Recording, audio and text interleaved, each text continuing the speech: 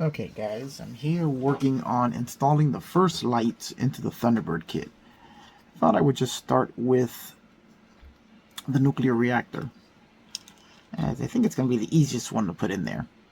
Now, as you can see, I've already started by filing out a channel for the wires through the base here of the nuclear reactor. I'm just going to clean that up a little bit. And that's going to give us a place for the wires to sit right there. Perfect. Now, it's also going to require sanding out a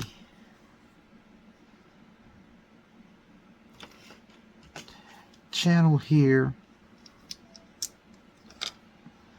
in the lower section. As you can see, there's this ridge here where this lower section slots into the nuclear reactor here. So what we got to do is just cut through that so that the wires will get through there without being crushed or pinched. So all that's going to require is the exact same procedure, just running a nail file, my little micro file here.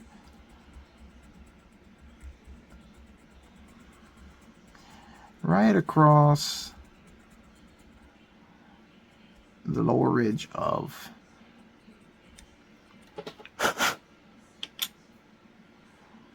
right there we have a little notch which should be just enough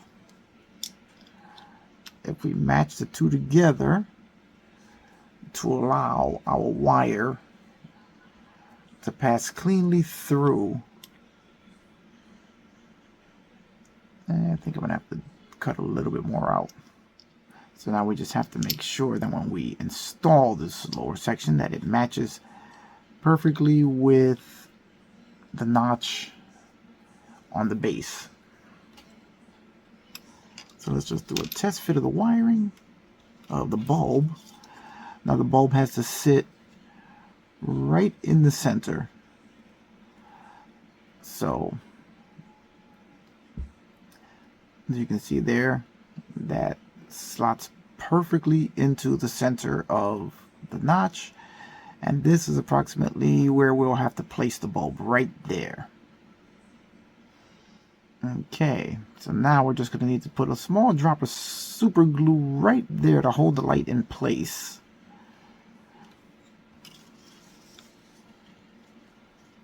Now it's going to be a little tough to hold all of this down. Let's get my handy dandy bit of modeling putty here. That's going to hold this steady.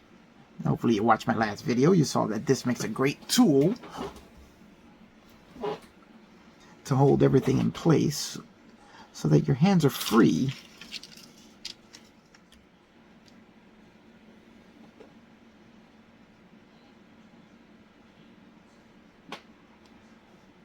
Okay, let's put a little drop of accelerator on there.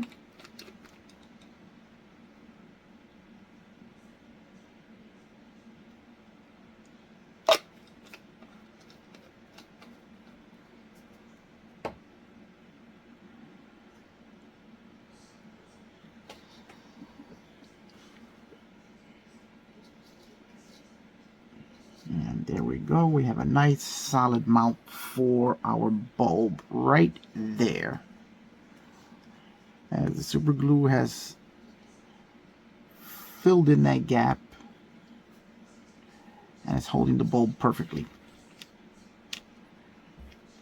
Now what I'm going to do is I'm going to open this up a little bit wider so that we don't take a chance on pinning our bulb.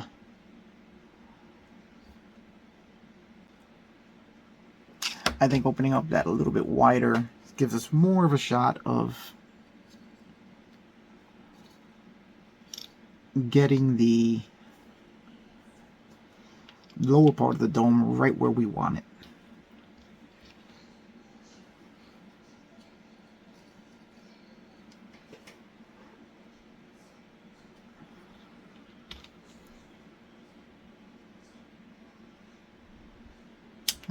So now what we need is to make an installation tool for our dome using a portion of our putty here. There we go. So now we can line up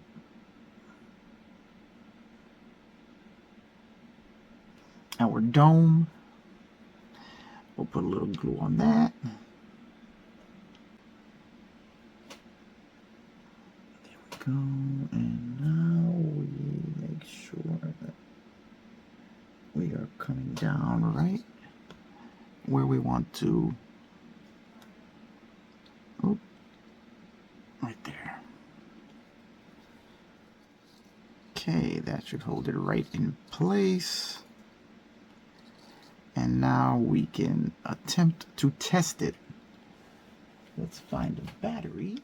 All right, let's turn off the light here and see what we got. All right, guys. See that? We have our glowing nuclear reactor. Very, very cool. Now I wish I had gotten it a little brighter on the bottom there, but I think that that is an incredibly cool effect. A little bit of a light leak through the back here, so I'm going to have to paint that up a little bit.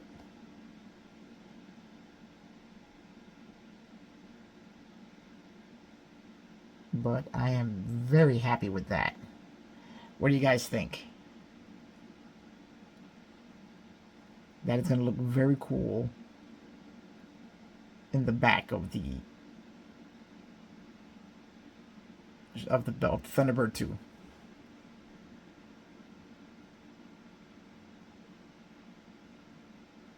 Very, very cool. Now, if I can get it to do that and flicker like that, that would be even better. Not really sure how to get that effect going, but I would love to be able to get something like that to be.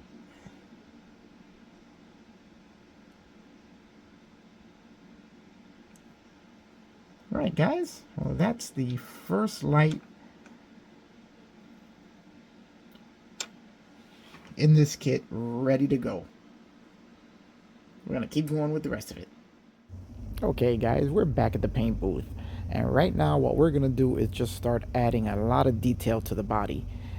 If you saw the earlier episodes of this build, I'm going to do exactly what I did on the pod, which is highlight all of the panel lines using all-clad burnt, what's it called? All-clad, okay, sorry for the brain fart there. All-clad burnt iron.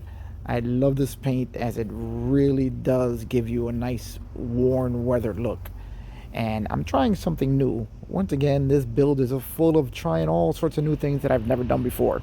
And what I'm trying is streaking, making like sooty, grimy streaks on the body using the airbrush. And it seems to be working out pretty good. I'm really happy with the results. What I do is I start the airbrush flowing paint. I hit the trigger just before I get to the area I want to lay some of the soot down on, so that it sprays very heavy at first, and then I let off on the trigger as I just sweep the airbrush toward the back of the vehicle to make it look like as if it's flown through I don't know, flak or sooty skies or something that's left streaks of dirt on the body. And I find that this works actually really very well, as you start off with a dark streak and it just lightens up as you sweep the airbrush forward and away from the body. So I'm going to keep doing that. So let's get ready for some painting and let's see how it all comes out. I think I'm going to like the results. Or at least I hope it doesn't suck. Alright guys, cue the music.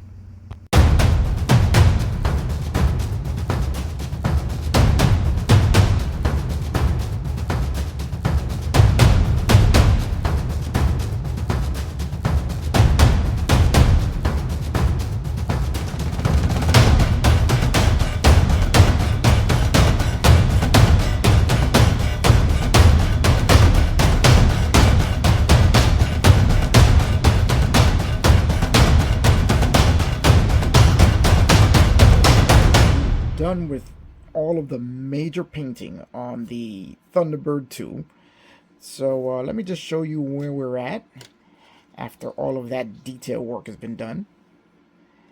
Take a look at the nose. I'm very happy with the way this came out. We have all of our weathered patterns. We have our panel lines in.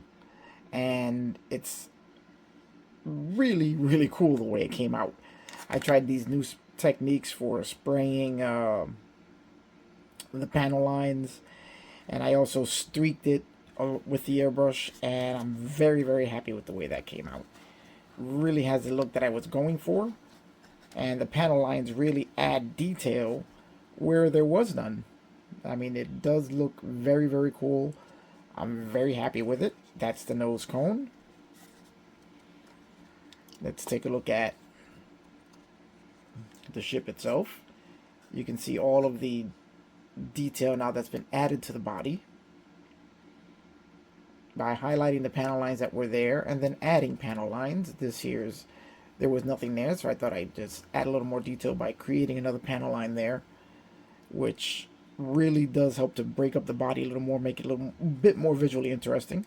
We have our streaking effects in the back, more streaking in the back, streaking here, something I just started with this build. You can see the wings. Really wanted to give Thunderbird 2 a worn look. You know, it's been through a whole lot of disasters, rescuing people. And I think I got it right where I want it. I'm extremely happy with that. And then I decided, since it worked out well on there, I would try it on the pod landing ramp here. The interior of the pod. Where I added all of the panel lines here. Just to give more detail to what was basically just a big flat... Well, you guys saw it on the other video. Just a big flat gray expanse with nothing really to look at. This makes it a whole lot more interesting. Still have a little bit of detail work to go to apply a metal color to the two rails here, but also scuffed up the ramp. I mean, if it's been used, it's not going to be super shiny clean. So I'm really happy with the way that came out. Also dirtied up this panel that sits behind the nose. We applied our flat coat to all of our interior pieces. So we're ready to start setting up the lighting on that. Added a little more detail to the lower deck portion. This is a show from the 60s, and in the 60s, I guess they thought the future would be filled with bright colors. So I figure in honor of the show, we would add a few bright colors in here to pick out some of the details. And I think that looks really cool. I'm very happy with that. I mean, it was the 60s, fab, and everything. So I think that's exactly what it would have looked like on the show if they had shown it. Not sure if they did or not, but if they had shown it, this is what it would have looked like, I think. And here we have the upper deck painted. Everything in there is detailed, ready to go. So now that we have all of this painting done, we are all ready to start some more assembly and installing more of the lights. You already saw the nuclear reactor light is in there. Now we have to figure out where the rest of the lights are going to go. So I'm going to end it here. I'm really, really happy with the way this is coming out. I love the detail work on the body. Actually came out better than I expected. So guys, I'm going to let you go here. Stay tuned for the next episode where we'll be installing more lights in this thing and trying to figure out how we're going to power it. Alright guys, that's it. I will see you on the next one.